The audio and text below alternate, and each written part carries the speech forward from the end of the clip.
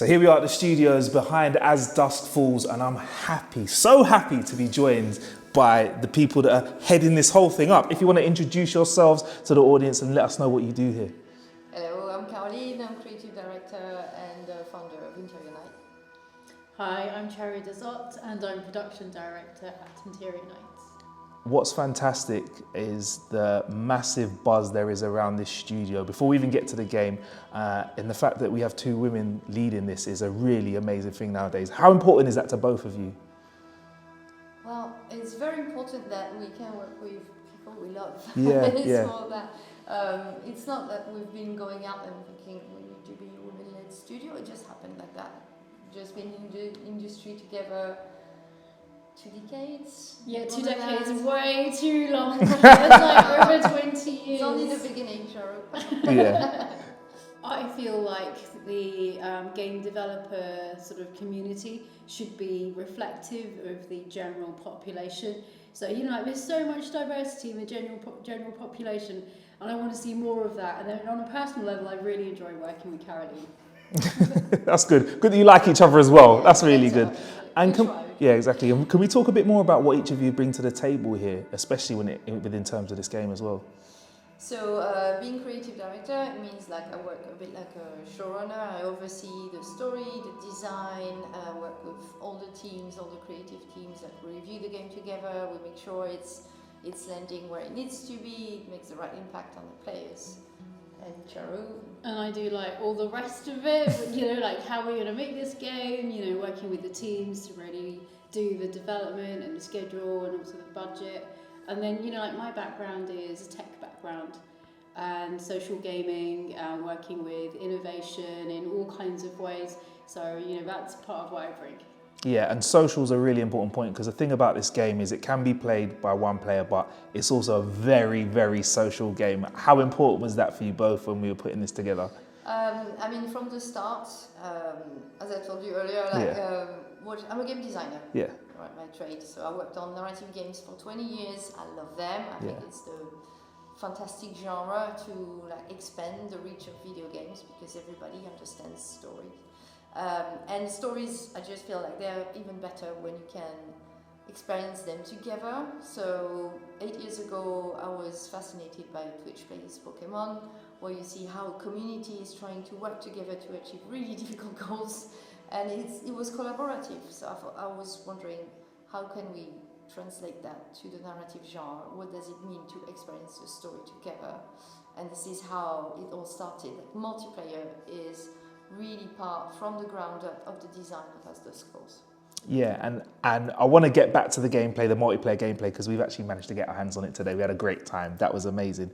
But you had to develop very special ways to put this game together. You had to do a lot of things that hadn't been done in gaming before, including your whole process. Am I right in thinking? Yeah, everything, the whole development of this game started with the script. And like, you know, and this brilliant story which is full of really relatable characters and pressure cooker moments, but very subtle emotional beats as well. So how are we going to do, you know, how are we going to develop this game to showcase that? So we started, you know, with a really unique art style and presentation of the audio to get that across. And then, like you said, all the multiplayer aspect. Seems really simple, intuitive when you play, really easy for the players, but actually the video games part behind it is huge. You know, we've got multiplayer, you've got online, you've got local play, you've got with your phones, you've got xCloud, you've got Twitch integration, cross-platform play, you know, 1 to 8 players. So yeah, we've really gone to where the players are. And was it really important for you to make this a game as well that anyone could play, whether you were somebody who was well into gaming or whether you're just a newcomer totally? Yeah. Yeah, absolutely. Again, like when I was in the past, like seeing, you know, girlfriends play with their boyfriend, the boyfriend being usually the gamer, or trying a story game like Heavy Rain I worked on before, but having every character love that game. die at the end because they couldn't figure out the controls. I thought, well, come on, we can do better than that. So really having lean controls so that you don't even have to look at your hands or think about what your hands are doing, and it's all about your connection with the story and the characters was like foundational for the design. Yeah, because today some of us are playing on controllers, some of us are playing using mobile phones. You said that, you know, people can use their mouses to play it. So literally anyone can play it, and that means that we're all focusing on the story. And what's interesting about the story is that the little pathways that we're opening up were creating conversation in the room. So it wasn't like yes or no decisions. There were sometimes 3 or 4 decisions that were really kind of pulling us in different directions. Was that really intentional? Did you want to have a game where you did, like, everyone wasn't like, oh yeah, we should just do this thing, where each choice kind of had a benefit or could also have a drawback as well? Yeah, absolutely. I think it's very lifelike flow what we're after. So every choice is timed. And you know, there's multiple options depending on the context. Sometimes 2 make sense, sometimes it's 4. Yeah. So we don't really have like a template where we say no, every choice should be 2 options. It really depends on the context and where the situation the character is in. And triggering interesting conversation is obviously like the number 1 goal. So that, because when you discuss, even us, like we didn't know each other, but we had like interesting discussions, and just seeing the cursors of everyone, where they're going, is interesting, because you see different behaviors and different types of characters. And just hearing the comments, you can see like people have got like very different values and foundations. I love it. Yeah. It's so interesting. That's the thing for me. I love that we discussed so much about even the small decisions as much as the really big ones, because like everyone gets so emotionally invested, and you can't even separate your own self from the decisions you're making and the character that you're playing. So you really get that insight into how people are feeling and thinking and what's important to them. Plus also you learn things about the people you play with. There's conversations that never come up in everyday conversation. Yeah, I mean, I learned a lot sitting next to you, Charu, as well. Like, some of the choices you were making, I noticed you was like, what do we do? What should we do? And I think you were kind of encouraging us to talk about it. Inel made some very interesting choices as well. He was smashing the override button, which, and that was great, because we can actually override each other's decisions, and you can also then override someone else overriding. So that was, at what point in the game development did that come along? You decided you want to put that in? Because that was probably, on top of everything else, added extra peaks into the game for us. I mean, it was part of the design from the Okay, cool. Like, the design hasn't changed in 8 years. Okay, cool. It's true. Like we that simple framework and format, and you can tell any story with that design. You know, that hasn't changed, because we see it working with anyone we play with, because it stays in the background. It's not about the mechanics. It's about people.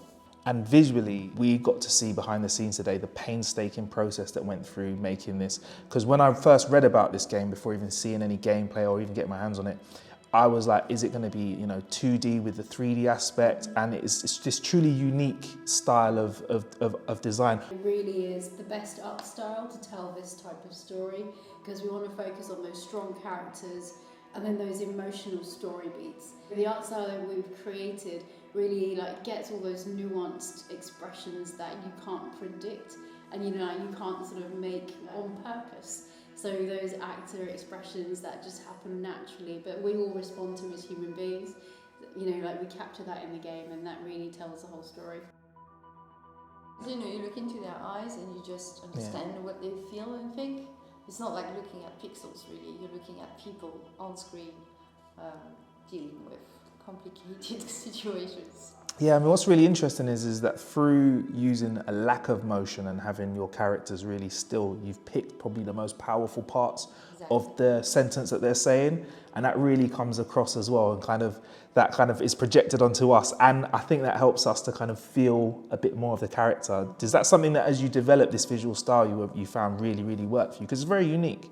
Yeah, I mean, we tried with more frames, and it doesn't land as well, because this calm pacing with the really hitting the emotional beats, it leaves time for you to immerse yourself and understand what the character feels and fill the gaps with your imagination, so you don't look at something that changes too much. It's not about the number of pixels on the screen, really. It's just trying to analyze and how would you internalize what's happening. Definitely. And even though the imagery isn't photoreal, a lot of work goes into each of those frames, right? Mm-hmm. Okay. Oh, every frame is a picture. Every single frame in the game looks like a painting, and you just sort of feel what's going on with the characters on the screen, but also the environments are so beautiful and the lighting, and we bring all those elements to be part of the story.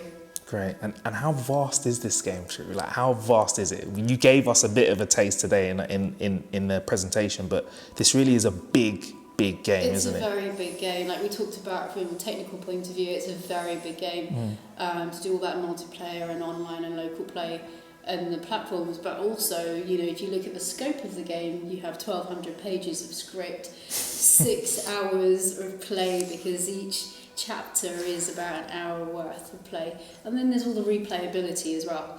And you want to go back and replay. This is one where you could play by yourself. You craft the characters and their futures, and you see certain branches. But then when you play with someone else, you know, you don't make the same decisions because the vibe has changed, and you want to see something else and explore a different branch. Yeah. I mean, we definitely, as a group, we wanted to go back and play some different parts of the game already. Already some debates going on in what we should have done. What would you say is something that you really want your audience or your gamers that get involved in this game to take away from it? I wanted to ask both of you that. I would like them to craft like wonderful memories about moments in the game, in the story, and characters they really felt close to, but also people they played with. For me, this is the game that's going to bring together my gamer friends and my non-gamer friends. Level playing field. It's about your life skills, your experiences. No right, wrong decisions in life. Same with this game. Good. And I also want to know, what did you think of our playthrough today? Because apparently we were some of the loudest people out there. Probably half of that, 50% that was Inel. I was a little bit of it. This is the most fun playthrough I've ever had. Yeah, come on. Seriously. It was mayhem. It was mayhem. The team outside, like, what was going on? People screaming, people stressed. Yeah. Yeah, we had loads of fun. Thank you very much for letting us come down here and try out. And I'm just, you know, I'm ready to get my hands on it. You know, I mean, this room was amazing to play it in, but I feel like wherever you're going to be playing As Dusk Falls, it's going to be a great game. Thank you very much, both. Well, thank you so much. Cheers. Thank you.